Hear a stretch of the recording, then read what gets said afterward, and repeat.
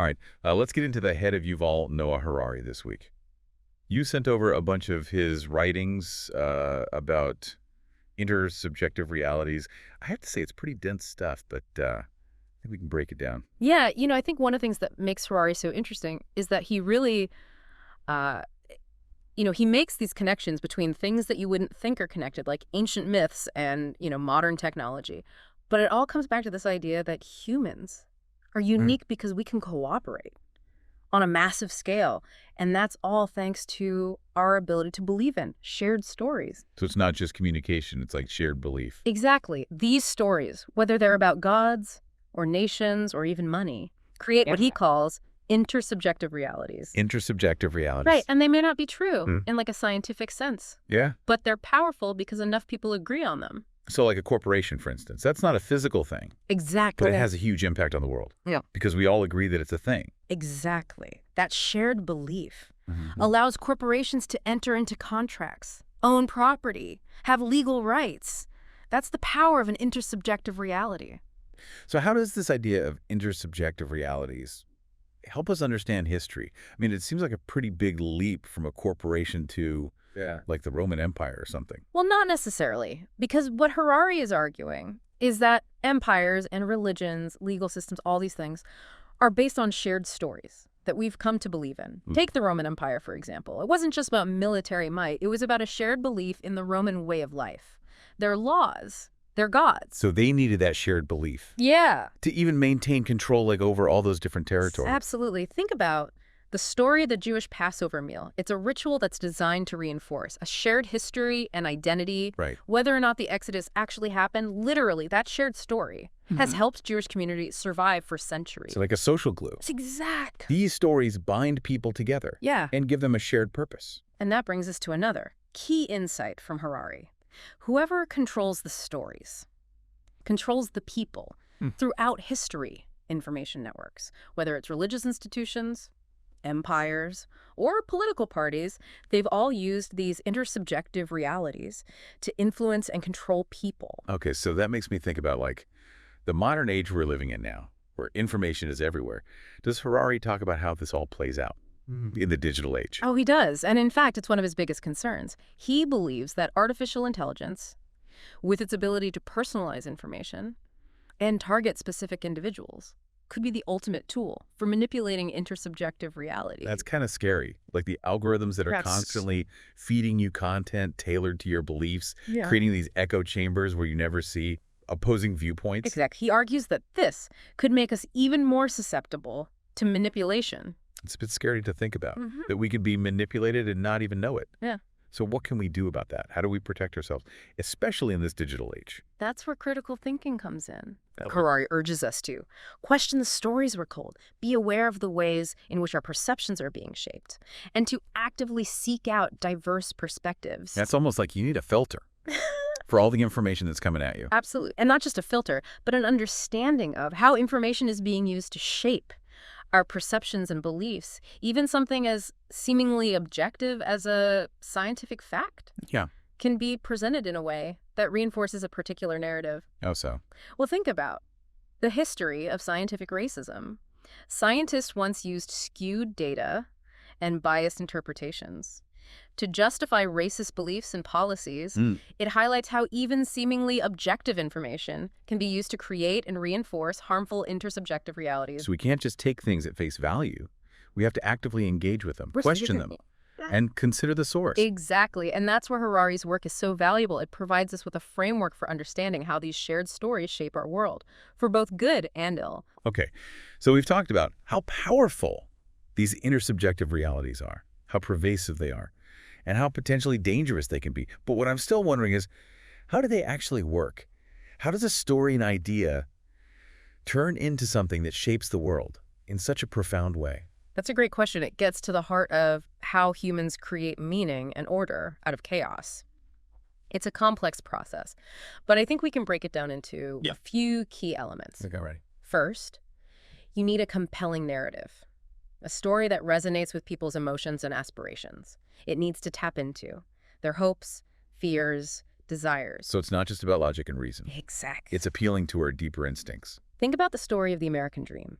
It's a powerful narrative that has motivated generations of Americans to work hard, strive for success, and believe in the possibility of upward mobility, even though the reality of the American dream is more complex and nuanced. The power of that narrative is undeniable. It's powerful. So a good story needs to be emotionally resonant, but what else? What else? Repetition and reinforcement. The more a story is repeated, the more it becomes ingrained in our minds and accepted as truth. So like advertising. Exactly. By constantly bombarding us with the same messages, advertisers try to create associations between their products and positive emotions or desirable lifestyles. Repetition. Right. But it's interesting. That applies to much bigger and more complex narratives as well. Absolutely. Think about historical narratives that are taught in schools or religious doctrines that are passed down through generations. The more these stories are repeated and reinforced, the more they become part of our collective understanding of the world. So we have compelling narrative, we have repetition. What's a third thing? Social proof. We are social creatures, and we tend to look to others for cues on how to behave and what to believe. If enough people around us believe in a particular story, we're more likely to accept it as true, even if we have doubts. So it's kind of like that herd mentality. Yeah. If everyone's jumping off a bridge, maybe I should too. Hopefully not literally. But you get the idea. The more people believe in something, the more legitimate it seems. Think about the way fashion trends spread, or how viral content takes off online.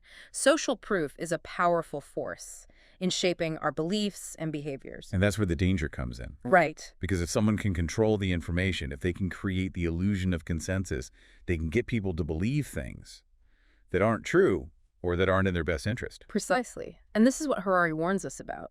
In an age where information is increasingly controlled by powerful algorithms and sophisticated propaganda techniques, it's more important than ever to be aware of these dynamics and develop the critical thinking skills to resist manipulation. So it's about being informed, being engaged, being discerning about the information we consume. Absolutely. Taking responsibility for our own beliefs and being willing to question the narratives that are being presented to us. That leads us to another crucial aspect of Harari's work that we need to unpack. He argues that these intersubjective realities aren't just abstract concepts. They have very real consequences in the world. So it's not just philosophy. This has real-world implications. You're right. Like what?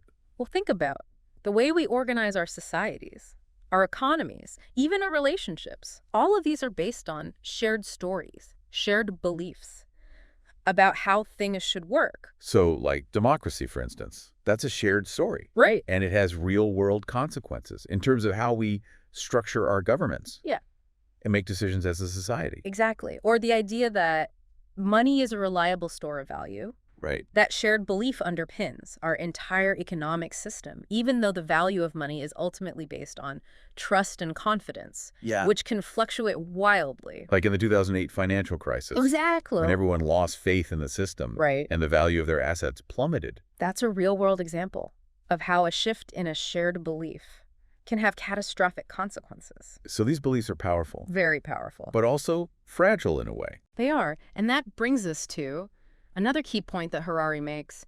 These intersubjective realities are constantly evolving. Right. They're not fixed or immutable. They're shaped by our collective beliefs, actions, and choices. So it's not like we're stuck with these stories forever. We're not. We can change them. We can. And this is where human agency comes in. Okay. Harari argues that even though these shared stories can be incredibly powerful, we're not just passive recipients of them. We have the power to question them, challenge them, and create new stories that better reflect our values and aspirations. I like that. That's empowering. It is. It means we're not just pawns in some grand game. Yeah. We can actually shape the course of history. Absolutely. And I think that's one of the most empowering messages of Harari's work. Yeah. He shows us how these shared stories have shaped our world, both for good and for ill. But he also reminds us that we have the power to change those stories, to create a future that is more just, more equitable, and more sustainable. Okay, so we've covered a lot of ground here, and it feels like we're just scratching the surface of the implications of Harari's ideas. But it's clear that understanding these intersubjective realities is crucial to understanding the world around us. Absolutely. Both past and present. And as we continue exploring his work, we'll see how these concepts play out in even more fascinating and unexpected ways. I'm definitely intrigued. We'll have to pick this up in our next deep dive session. You know, picking up on something we were talking about before, one of the things that I find really fascinating about Harari's work is this idea that these intersubjective realities, which can seem very abstract, actually have very concrete, real-world consequences. Yeah, we don't want to get lost in the philosophy. Exactly. What are some examples of that? Well, think about money. We touched on this before, but it's worth revisiting. A dollar bill is just a piece of paper, but it has the power to move markets, build empires, spark wars, all because we collectively agree that it has value. Yeah, it's almost like magic. It is? This kind of shared illusion that somehow translates into real power and influence. And that idea of a shared illusion is really at the heart of what Harari is talking about. He's arguing that so much of what we consider real is actually just a product of our collective imagination. So it's not just money. What other examples can you think of? Well, nations are another great example. They're not natural features of the landscape. They're lines on a map that we've imbued with meaning and significance. Right. And those lines can change over time, as we've seen with the rise and fall of empires throughout history. You know, it's interesting you mentioned before the Jewish Passover meal. It makes me think about how this idea of shared stories shaping reality applies to religion as well. Absolutely. Religions are prime examples of intersubjective realities. I mean, think about concepts like heaven and hell, the idea of karma, reincarnation. These are all powerful narratives that have shaped billions of lives, influenced moral codes, social structures, even political systems. So in a way, these shared stories create a kind of blueprint for how we live our lives, what we value, what we consider right and wrong. Exactly. And that's why Harari is so concerned about the potential for these narratives to be manipulated, especially in the digital age. Because now we have all these incredibly powerful tools for shaping these narratives with social media, algorithms, AI. Right. Think about the way that personalized advertising works. Algorithms are tracking our online behavior, our likes and dislikes, and then using that information to target us with ads that are tailored to our individual preferences. It's like they're trying to read our minds. Well, the way they are. To figure out what makes us tick, and then use that information to influence our decisions.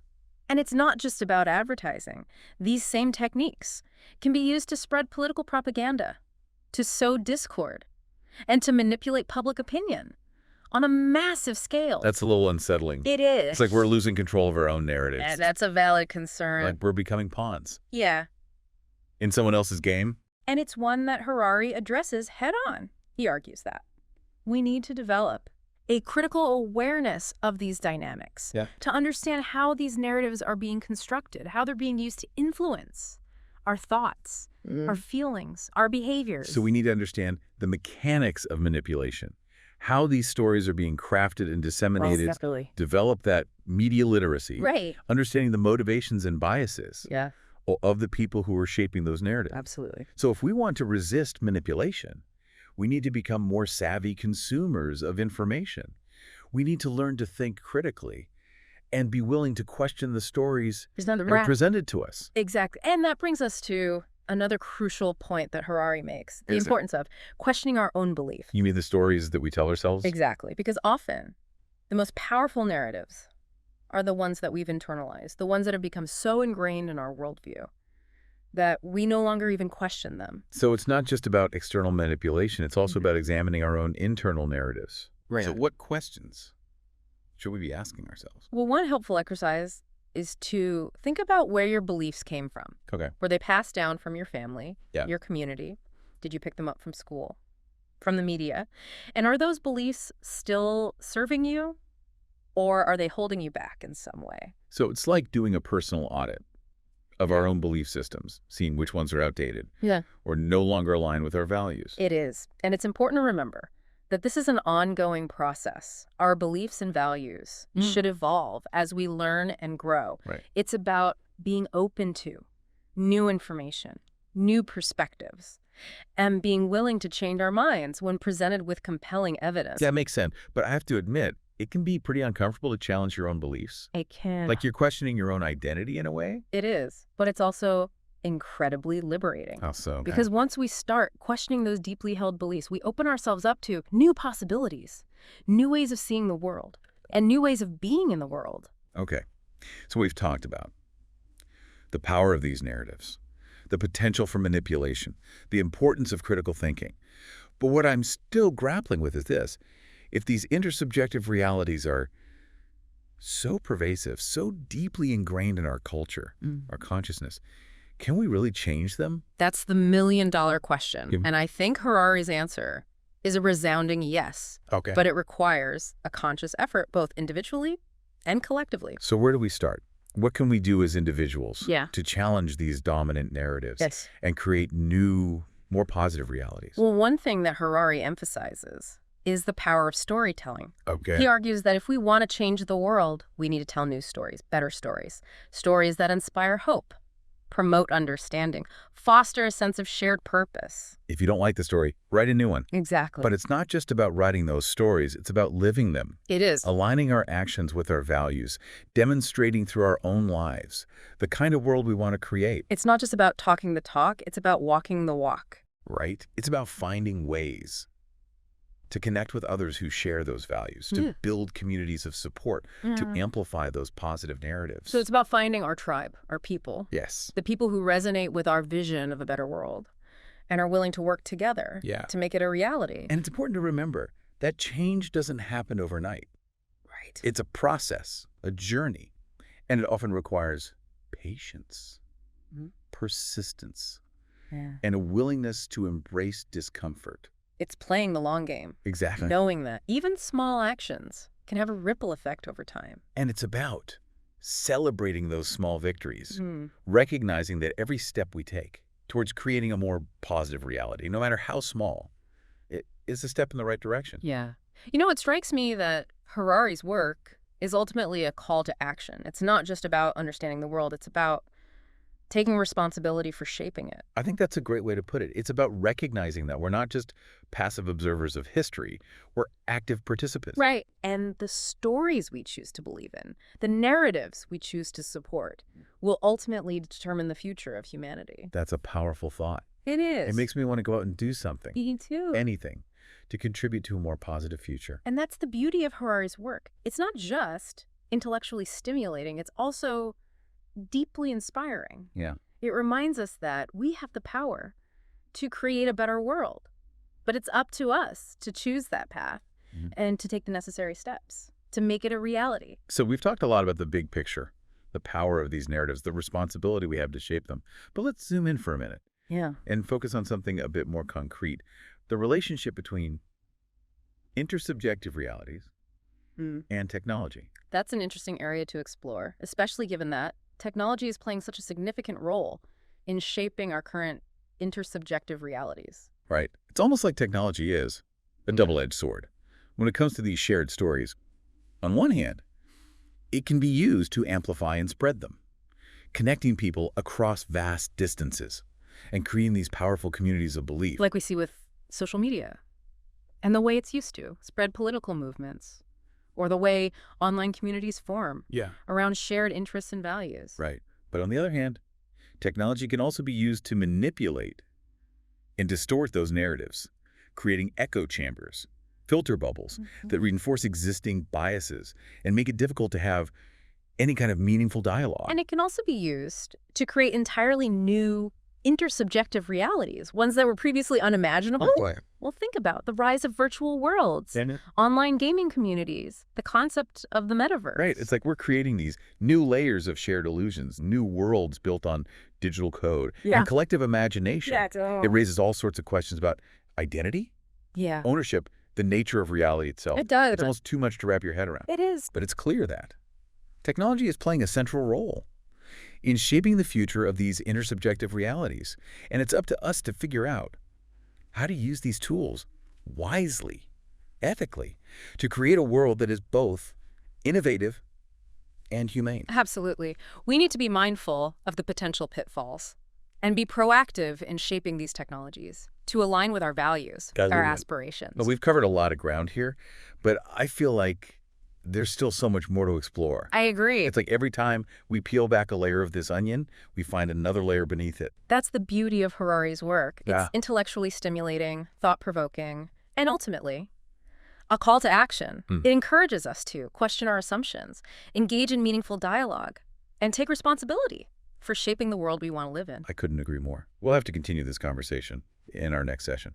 As we continue our exploration of these intersubjective realities, one thing that really strikes me is how Harari kind of weaves together history and philosophy and even technology into this narrative about what it means to be human. Yeah, and it's that broad perspective that I think makes his work so thought-provoking. He's not just analyzing individual events or trends. He's trying to understand the underlying forces that shape human civilization as a whole. And these shared stories, these intersubjective realities, are key to that understanding. So we've talked about how these intersubjective realities can be both really powerful and potentially dangerous, especially in this digital age where information is so easily manipulated. But what I'm still grappling with is, where do we go from here? What does it all mean for us, like as individuals, trying to navigate this complex world? That's the big question, isn't it? And I don't think Harari offers any easy answers. But one of his key messages, I think, is that we need to become more conscious of the stories that we're living by, to understand how they're shaping our perceptions, our values, our actions. So it's like a call to self-awareness, to kind of step back and examine the narratives that are running in the background of our lives, shaping our decisions and how we interact with the world. Exactly. And it's not just about examining those stories. It's about being willing to question them, to challenge them, and even to rewrite them if they're no longer serving us. Well, we're not just passively accepting the stories that have been handed down to us. We can become the authors of our own lives. Exactly. And that's not an easy process. It takes courage, critical thinking, and a willingness to embrace discomfort. But it's also incredibly liberating. It makes me think about all the different narratives that are competing for our attention these days. You've got political ideologies, religious doctrines, marketing messages. It's like we're constantly bombarded with stories, all vying for a piece of our minds. And in that cacophony of voices, it can be really difficult to discern what's true, what's valuable, and what's simply manipulative. That's why Harari emphasizes the importance of critical thinking, developing those skills to evaluate information, recognize bias, and resist being swept away by emotionally charged narratives. So critical thinking is crucial. But I'm also wondering about the role of empathy in all of this. Because if we're talking about shared stories, understanding different perspectives, doesn't empathy play a role as well? Absolutely. Empathy is essential for navigating a world of diverse and often conflicting narratives. Right. It's about understanding where other people are coming from, even if we don't agree with them. Because even if I disagree with someone's beliefs, their beliefs are still real to them. Right. They're still shaping their experience of the world. Exactly. And if we want to engage in meaningful dialogue, bridge divides, and create a more harmonious world, empathy is essential. It allows us to see beyond our own limited perspectives and to connect with others on a deeper level. Yeah, it makes me think about the political climate these days, where it seems like everyone's retreating into their own echo chambers, surrounded by people who share their views and demonizing anyone who disagrees. That's a worrying trend. And it's exactly the kind of dynamic that Harari warns us about when we lose the ability to engage in civil discourse, to understand and respect different perspectives. We risk falling into tribalism, conflict, and ultimately the breakdown of society. So we need both critical thinking and empathy to navigate this complex world of competing narratives. But I'm also wondering about the role of individual action. If we recognize that these intersubjective realities are shaping our world, what can we do to actually create positive change? That's a great question, and I think Harari would say that it starts with taking responsibility for our own beliefs and actions. It's about asking ourselves, what kind of world do I want to live in, and what role am I playing in creating that world? So it's not just about understanding these concepts intellectually, it's about actually living them out in our daily lives. Exactly. Making choices that align with our values and contributing to the creation of a more positive reality. And that can manifest in countless ways. It could be through the work we do, the causes we support, the way we interact with others, even the stories we choose to tell. It's about recognizing that we're not just passive recipients of these intersubjective realities. We're active participants in creating them. Exactly. And even small actions, small changes in our thinking and behavior, can contribute to larger shifts in consciousness. I love that. It's about embracing our agency, recognizing that we have the power to influence the world around us, even in seemingly insignificant ways. Because when enough people start making those small changes, those ripples of positive action can create a wave of transformation. So we've talked about a lot of big ideas here, but before we wrap up, I want to bring it back down to earth for a second. Can you give me a concrete example of how this concept of intersubjective realities is playing out in the world today? Sure. Think about the growing movement toward sustainable living. Okay. It's not just about adopting new technologies or changing our consumption habits. It's about shifting our underlying beliefs, about our relationship with the planet. So it's about moving away from this narrative of human dominance over nature and embracing a more interconnected view of life on Earth, Exactly. recognizing that we're all part of this larger web of life. And that shift in belief is driving a whole range of changes, from the growth of renewable energy to the rise of conscious consumerism to the increasing awareness of the interconnectedness of all living things. It's a great example. It shows how a shift in our shared stories can lead to real changes in behavior, and ultimately to the creation of a more sustainable and just world. And it's a reminder that we're not powerless in the face of these massive global challenges. We have the power to change the story, to create a future that's more aligned with our values and aspirations. That's an inspiring thought to end on. So as we wrap up our deep dive into the world of intersubjective realities, what are some key takeaways that you hope our listeners will walk away with? Well, first, I hope they'll gain a deeper appreciation for the power of stories, how these shared narratives shape our world in profound and often unseen ways. I hope they'll be inspired to become more conscious of the stories that they're living by, to question those narratives, and to embrace their own agency in shaping a better future. And finally, I hope they'll remember that we're all in this together. We're all co-creating these intersubjective realities, and it's through dialogue, empathy, and collective action that we can create a world that's more just, more sustainable, and more humane for all. well, thank you for joining us on this deep dive into the fascinating world of Yuval Noah Harari. Till next time, keep questioning, keep exploring, and keep telling your story.